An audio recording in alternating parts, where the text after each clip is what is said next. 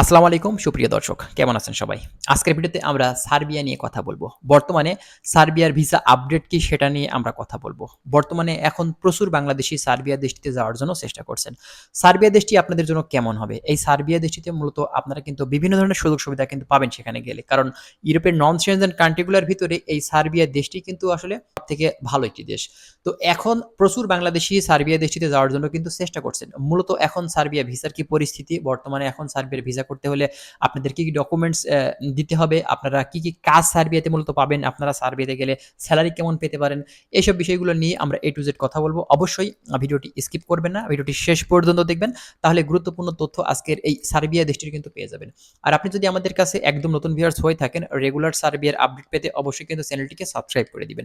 আমরা নেক্সট টাইমে চেষ্টা করব সার্বিয়া সহ ইউরোপের যেসব নন সেনজেন কান্ট্রি আছে সেই সব দেশ নিয়েও কিন্তু কথা বলার। চলুন আর কথা না বাড়িয়ে আজকে আমরা এই সার্বিয়ার এই গুরুত্বপূর্ণ ভিডিওটি স্টার্ট করি। আচ্ছা, আপনারা জানেন সার্বিয়া কিন্তু একটি বলকান উপদ্বীপের একটি দেশ। বর্তমানে প্রচুর বাংলাদেশী কিন্তু এই সার্বিয়া দেশটিতে যাওয়ার জন্য কিন্তু চেষ্টা করছে। তো মূলত সার্বিয়া দেশটি কিন্তু ইউরোপের নন সেনজেন কান্ট্রিগুলোর ভিতরে ভালো একটি দেশ। এই দেশটিতে আপনি কিন্তু বেশ ভালো সুযোগ সুবিধা এই দেশ থেকে আপনি কিন্তু পাবেন। সেখানে অল্প সময়ে আপনারা টিআরসি কার্ড করতে পারবেন। আপনারা সেখান থেকে অন্যান্য কান্ট্রিগুলোতে মুভ করতে পারবেন। সেখানে গেলে মান্থলি ভালো একটা সেলারি পাবেন। তো যাই হোক, ফার্স্টে আমরা ডকুমেন্টস সম্পর্কে আলোচনা করি। ফার্স্টে আপনাদের কি ডকুমেন্টস দিতে হবে এই সার্বিয়া দেশটির ওয়ার্ক পারমিট প্লাস ভিসাটি করতে হলে? তো প্রথমত বলব যে বাহিরের দেশগুলোতে যেতে হলে অবশ্যই জানেন যে একটি ভ্যালিড পাসপোর্ট কিন্তু থাকা লাগে। তার জন্য অবশ্যই একটি ভ্যালিড পাসপোর্ট থাকা লাগবে। আপনার কমপক্ষে ৬ মাস থেকে ১ বছর মেয়াদ থাকতেই হবে। কারণ আপনি যখনই সার্বিয়াতে যাবেন মূলত সার্বিয়া যেতে হলেও কিন্তু আপনার একটি সময়ের ব্যাপার আছে। তো এক্ষেত্রে আমি বলব যে ৬ মাস না, কমসে কম একেবারে সর্বনিম্ন হলেও ১ থেকে ১.৫ বছর মেয়াদ আপনার পাসপোর্ট যদি থাকে সেক্ষেত্রে আপনি কিন্তু আবেদন করবেন।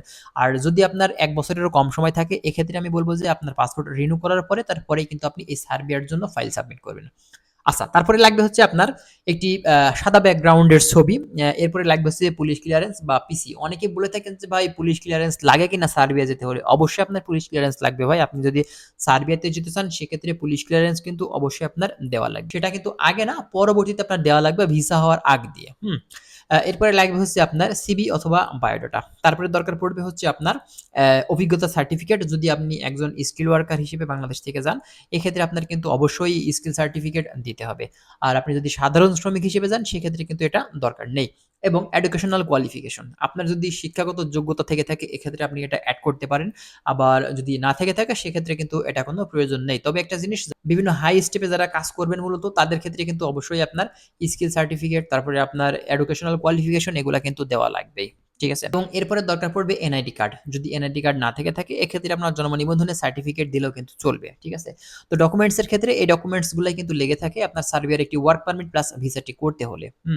আচ্ছা, এরপরে বলি বাংলাদেশ থেকে যারা সার্বিয়াতে যেতে চান অনেকেই কিন্তু বয়স সীমার কথাটা জানতে চান যে ভাই আমার বয়স ১৮ বছর এখনো হয়নি, আমি যেতে পারবো কিনা? ভাই আমার বয়স ৪৫ বছর পার হয়ে গেছে, ৫০ বছর পার হয়ে গেছে, আমি যেতে পারবো কিনা? ভাই আপনাদের একটি কথা আমি বলি, একদম মানে যদি বলে থাকেন যেকোনো দেশের ক্ষেত্রেই এটা আপনার সাধারণ একটা ব্যাপার। যদি আপনি বাহিরের দেশগুলোতে যেতে চান আপনার বয়স সীমাটা কিন্তু ২০ বছর থেকে ৪৫ বছরই কিন্তু হয়ে থাকে। এটা আপনার প্রতিটা দেশের ক্ষেত্রে। তবে আপনার কাছে কিছু দেশ আছে যেটা কিন্তু আপনার ১৮ থেকে ৪৫ বছরের ভিতরেও কিন্তু যাওয়া যায়। আপনি সার্বিয়াতেও আবেদন করতে পারবেন। তবে এটা ভিসা দিবে কি দিবে না সেটা কিন্তু নির্ভর করবে আপনার এম্বাসির উপরে।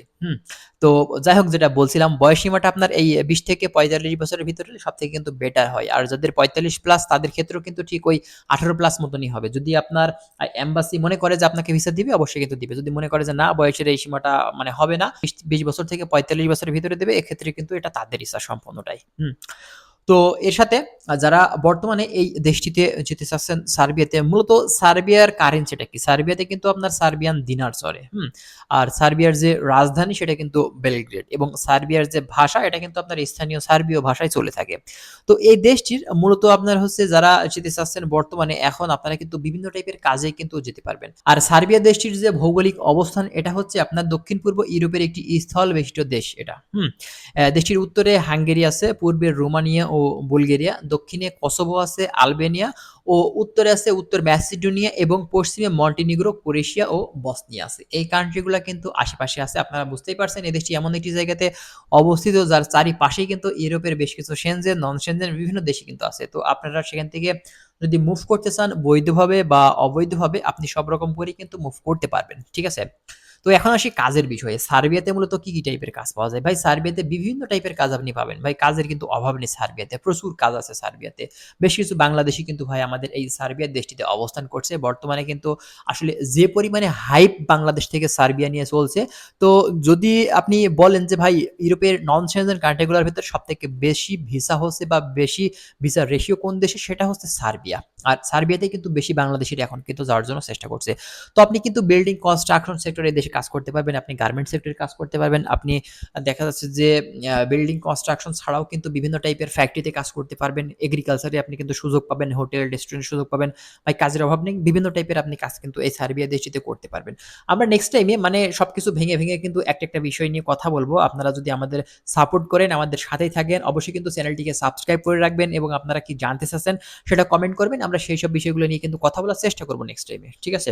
দেখুন সার্বিয়াতে কিন্তু ভালো অ্যামাউন্টের স্যালারি পাওয়া যায়। আপনারা নন সেনজেন যে দেশ আছে মূলত ইউরোপের ভিতরে, তো এই দেশগুলোর ভিতরে সার্বিয়াতে কিন্তু সবথেকে স্যালারিটা ভালো, যেটা বাংলাদেশী টাকাতে কনভার্ট করলে কিন্তু প্রায় আপনি ৬০ থেকে ৮০,০০০ টাকার ভিতরে কিন্তু আপনি স্যালারি পাবেন মান্থলি। ঠিক আছে? আর যদি বাহিরে কাজ করতে পারেন, বাহিরেও কিন্তু কাজ করার সুযোগ আছে এই দেশটিতে। আপনি বাহিরে কাজ করলে কিন্তু ভালো অ্যামাউন্টের স্যালারি মান্থলি প্রায় লক্ষাধিক টাকার বেশি কিন্তু আপনি সার্বিয়া দেশটি থেকেই কিন্তু পেয়ে যাবেন। যদি বাহিরে আপনি কাজের সুযোগ পান, বাহিরে যদি কাজ করতে পারেন। আর সার্বিয়া কোম্পানিতে মূলত আপনার মেইন ডিউটি শেষ করার পরে আপনার ওভার ডিউটি যদি কোম্পানি থেকে থাকে সেক্ষেত্রে আপনি সেটা করবেন এবং পরবর্তীতে আপনি রুমে যাওয়ার পরে যখন আপনার বাড়িতে যে সময়টা পাবেন, যদি আপনার ভালো লাগে বাহিরে যদি কোনো জায়গাতে কাজ আপনি করতে পারেন, এক্ষেত্রে আপনি কাজ করতে পারেন। কোনো সমস্যা নেই।